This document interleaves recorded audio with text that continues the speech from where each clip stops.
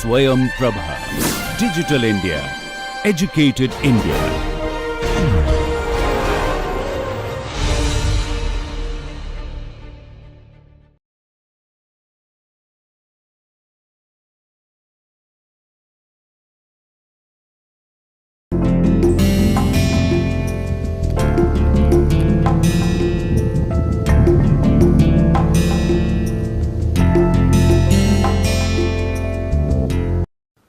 Hello everyone. Today we are going to talk about hedonism. This is the second part of our introduction to ethical theories.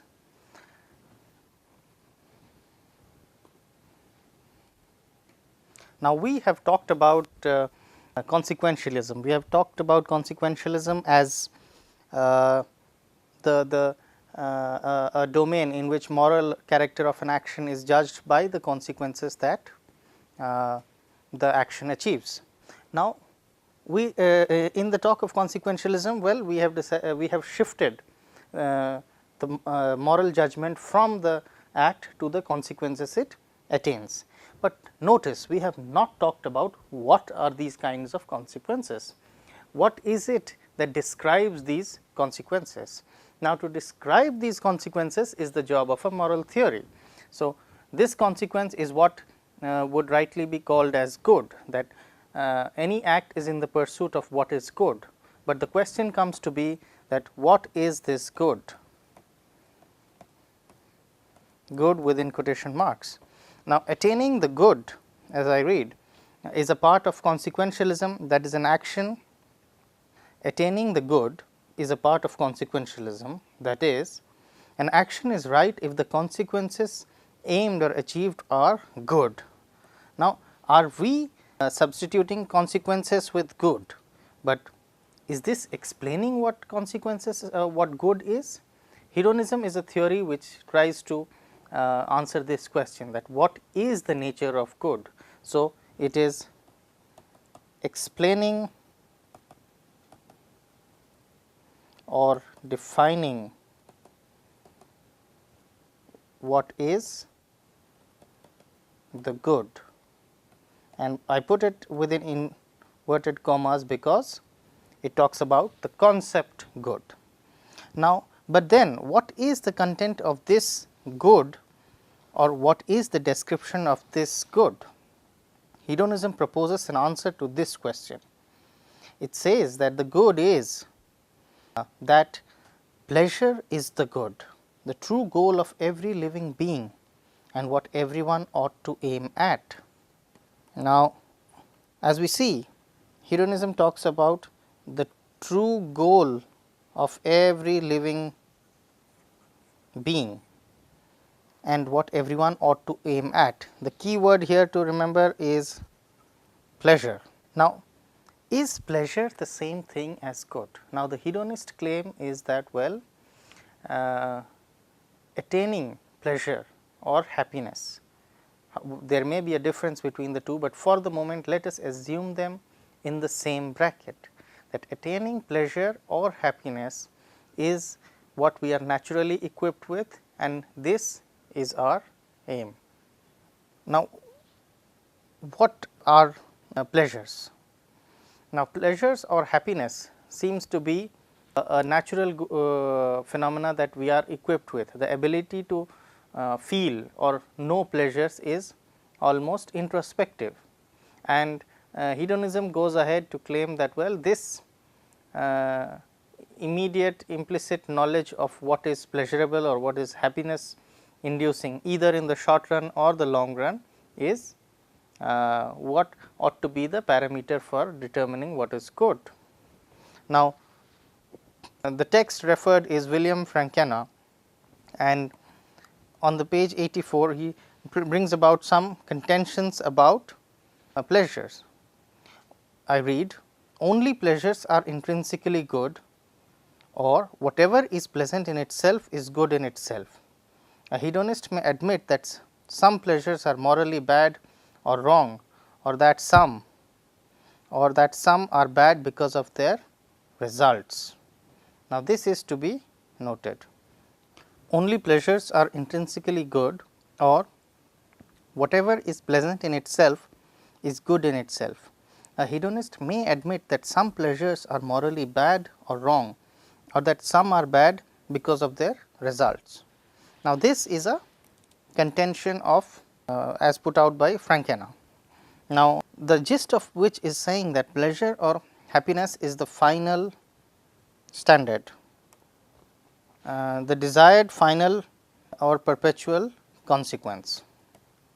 Now, is pleasure the final standard? What is hedonism saying? Hedonism is trying to put forth that, well, if we have the ability, the natural ability to know when we are happy about something or when we are not happy about something, this is a natural index which we are equipped with, and this natural index is the foundation of moral judgment. This natural index will decide what is right or what is wrong.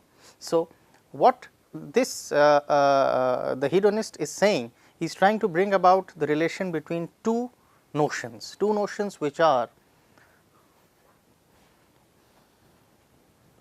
good and happiness or pleasure.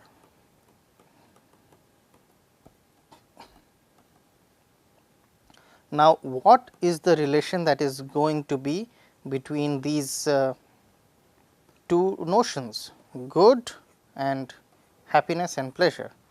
Now, whether it is that of equivalence or of definition or it is not equivalent, that is what is to be determined. Now, the hedonist says that, well, whatever is good is pleasurable and whatever is pleasurable is good. So, in a way there is a relation between the two, in that anything that is to be termed as good has to be pleasurable, and anything that is pleasurable has to be a part of the domain good. So, there is a kind of interactive relation between the two, that between good and happiness and pleasure. So, anything that is good, anything that is good is also pleasurable, and anything that is pleasurable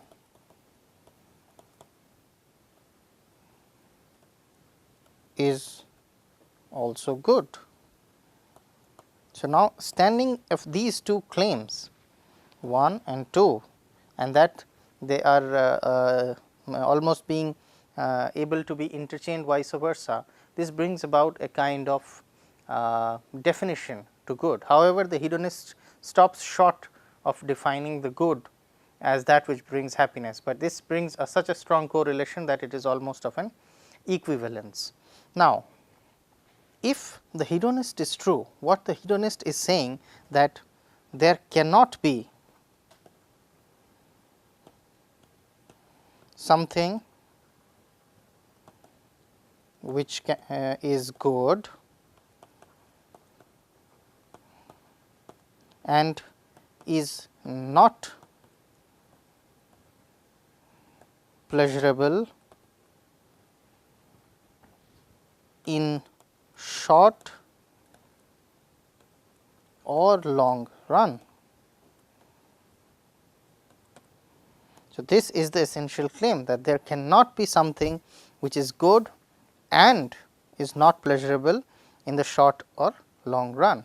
Now, this is the claim of the hedonist, that everything that is that the happiness is the final standard that we can, by which we can judge things to be good, or consequences or moral acts to be good.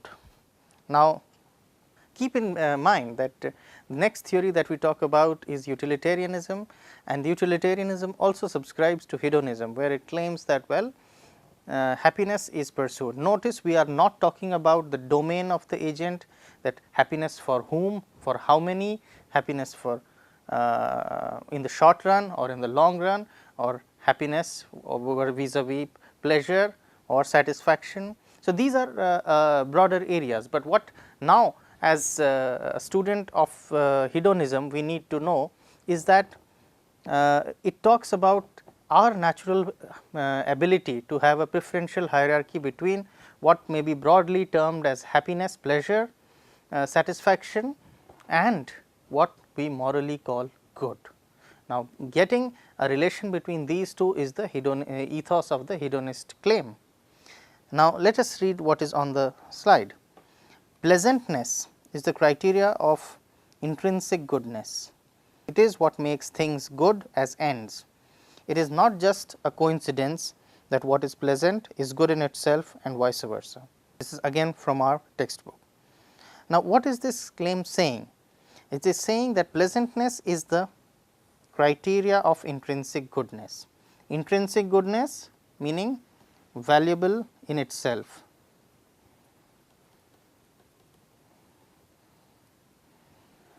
It is what makes things good as ends.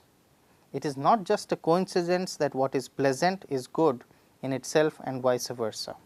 So, here Frankena's version of hedonism is claiming that what is pleasant is good in itself and vice versa.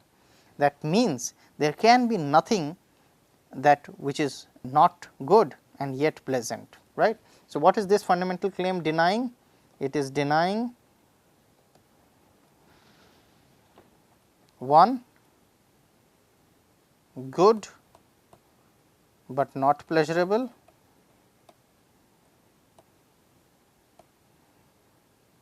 and 2, pleasurable but not good. So, it is trying to claim that well we are it is denying that there can be nothing which can be termed good, but is not pleasurable, and nothing can be termed pleasurable or pleasant as in the archaic language used, which is pleasant or pleasurable and yet not good either in the short run or the long run. So, our ability to have to distinguish between our natural ability to distinguish between happiness and pain is also our ability to distinguish between what is good and what is not good. Now, as we put up in the last sentence that there can be nothing which can be regarded as good and is neither pleasant by itself or in the consequence it brings about. So, for anything to be good, it has to be either pleasant by itself or it has to bring about pleasantness. So, only with these two characteristics can something be called good. So, therefore, there can be nothing which is good, but not pleasurable. Now, a few questions that we need to tackle, that we have talked about the domain of pleasures, right. We have talked about pleasures, and many of you would be wondering right now that I have loosely or used pleasure, happiness, pleasant, satisfaction interchangeably. Now, this is for a reason. This is for a reason because the hedonist, what you might have got an impression is particularly the indulgent pleasure seeker, but hedonism as a philosophical principle is just claiming happiness. Now, that happiness can be interpreted in terms of satisfaction, can be interpreted in terms of pleasure. So, giving it a wider domain that well some pleasures can be called can fall in the domain of satisfaction, some pleasures can fall in the domain of happiness, some are downright pleasures. So, what about making a category, or what about making a different scale of valuation for different pleasures, as we see here that the question that we ask is, are all pleasures of the same value, right? How can we grade pleasures? Now, using the term happiness is rather ambiguous, because it gives a scope of a lot of interpretation, right. Now, as the hedonist is the creature of the senses, that is not in a derogatory fashion being the creature of the senses, the hedonist is actually saying that our sensory apparatus enables us to distinguish between a happy or a pleasant state of affair from an unpleasant state of affair, and that becomes our parameter to distinguish from a good state of affair to a not good or a bad state of affairs, right. Now, how can pleasures be graded? Now, this you might like to know, and perhaps those who would like to explore hedonism in greater detail can take the talks of can go ahead with these leads that we will come across right now. So, coming to the slide, there is a broadly classification between quantitative and qualitative hedonists, quantitative and qualitative hedonists. Quantitative hedonists like Bentham maintain that the goodness of an activity is proportional to the quantity of pleasure it contains. But our question is, can pleasure be quantified? When Bentham is making a claim that goodness of an activity is proportional to the quantity of the pleasure it contains, but Bentham tried to work about a quantification of pressure and of pleasure, but it does not have to be such a systematic calculation. Consider it this way, giving the benefit of doubt to or trying to make an empathetic understanding of the hedonist, the quantitative hedonist. Look at it this way, suppose as a governmental body one has to decide between electrifying a village and providing potable water to another village. Providing potable water to a village is higher in bringing about general state of happiness, or providing electricity is more important in getting a better state of happiness. So, it is this kind of a calculation that Bentham would talk about, that there is a gradation. It does not have to be very accurately numerical. It also includes people have tried to bring a very numerical attach numbers to pleasures, but by quantitative it is meant that we make distinctions or gradations in the amount of pleasure that can be contained in it. Now, the second pleasure second qualification that is talked about is qualitative hedonists. Now, the Mill is one such hedonist. Qualitative hedonists hold that pleasures differ in kind or quality. For example, pleasures differ in kind or quality. For example, the mental pleasures may exceed in value to physical pleasures. So, Mill was a more refined hedonist. Mill's claim starts out to be that, well, pleasures can be qualified into either physical, mental, where there can be various classifications, and therefore, it is not just in the quantity of pleasure that we can make gradations, but there are also kinds of pleasures. Now, the kind of pleasure would determine what kind of hierarchy we set about it. Now, let us encounter another classification of hedonism, between which is psychological hedonism and ethical hedonism. Now, psychological hedonism is a descriptive doctrine, that is, it describes a state of affair. It describes a state of affair, whereas the ethical hedonism prescribes a course of action or an ideal or normative state of affair.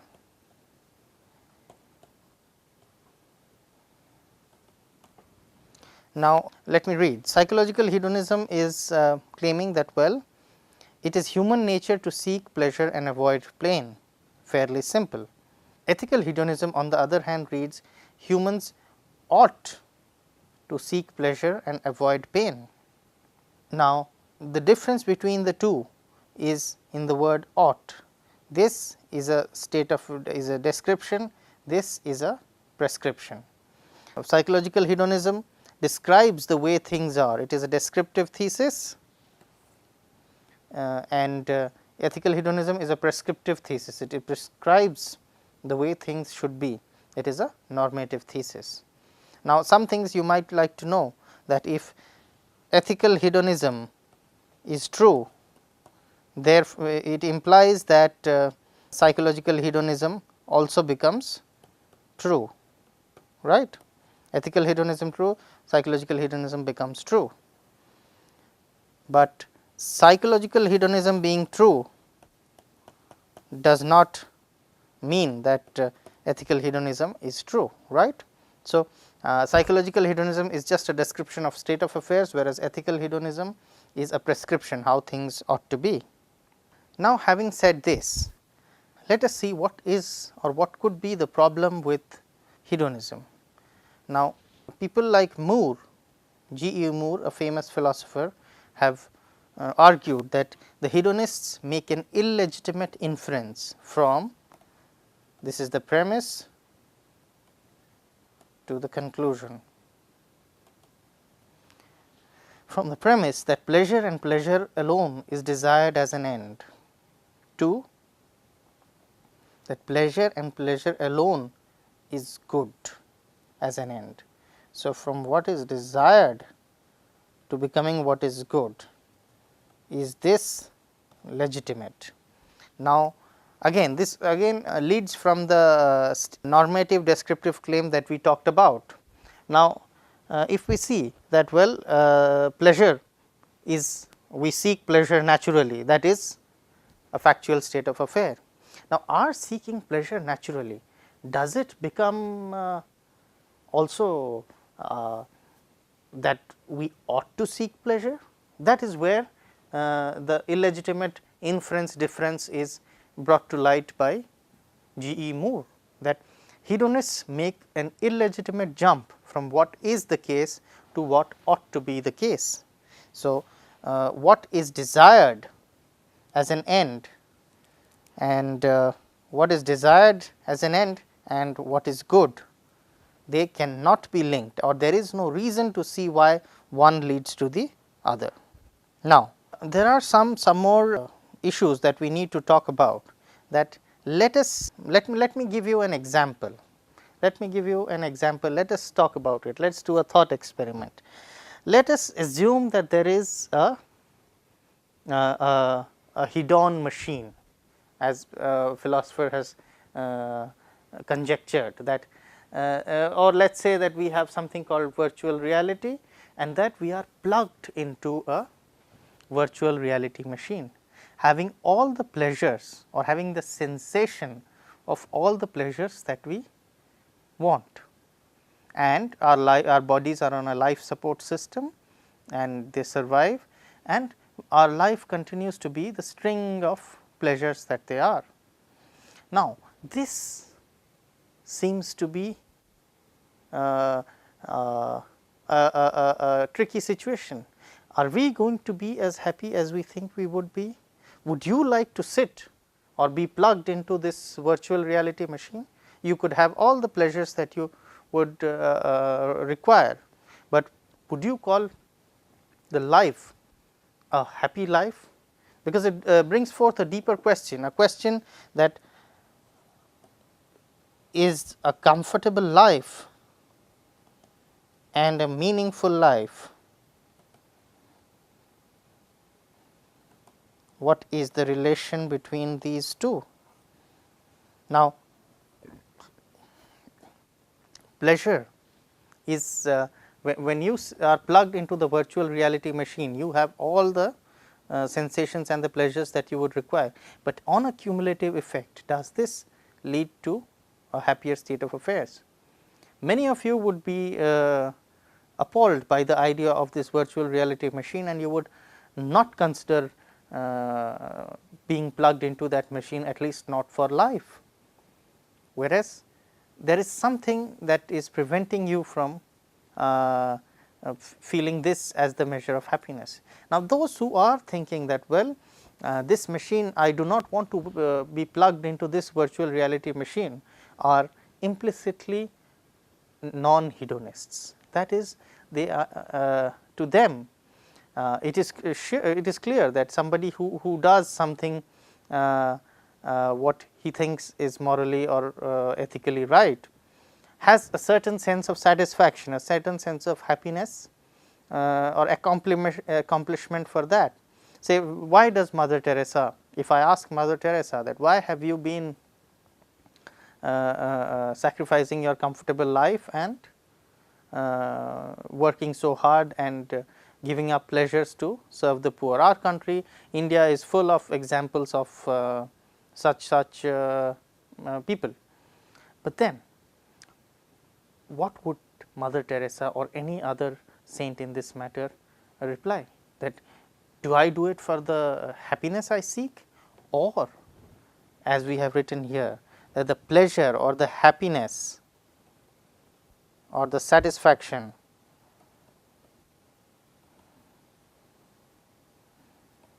that we get is an accompaniment or a side effect or a byproduct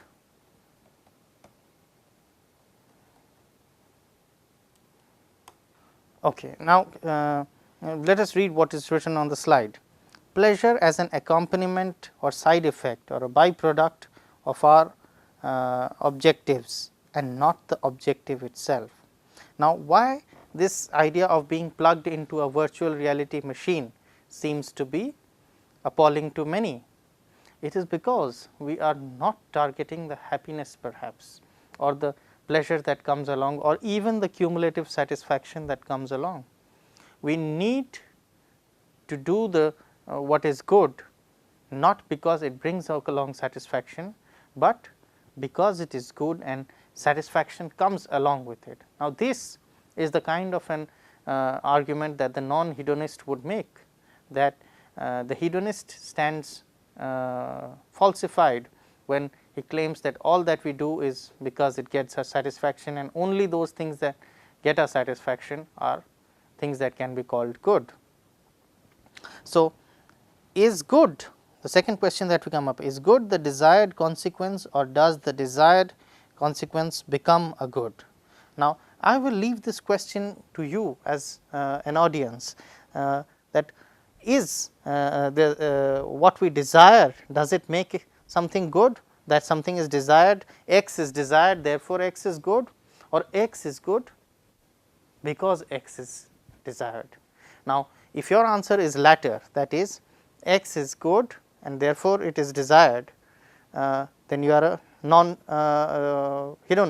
But if your claim is that x is desired and therefore, x is good, then that is an hedonistic claim.